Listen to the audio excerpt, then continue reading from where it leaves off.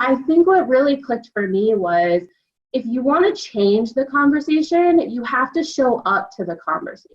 I think part of what discourages people that may have good intentions of wanting to have civil discourse is their fear is, well, the person on the other side is going to start yelling at me or screaming things at me. We don't seem to have the civil discourse anymore. And that we could all benefit from appreciating that other people have other perspectives. I think the more practice people have at just sort of holding sacred space for somebody if they're talking about something and you may not like it.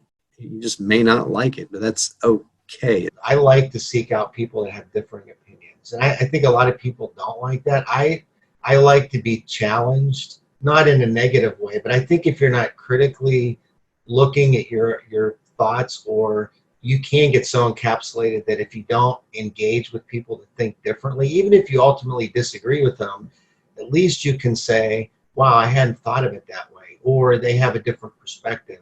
Again, just being willing to let go is probably the thing that Americans need to do the most in order to progress forward. This is how we work on this in our community, is we talk to each other on a regular basis. America can't really be fixed unless there's first the belief and then the will to not have to win all the time. While I love a good debate, I love a good rivalry and competition, and obviously that can go a long way, I think that we as individuals need to realize where we start taking this too far and where it starts to negatively impact not only our own psyche, but also those around us, how it starts negatively impacting that.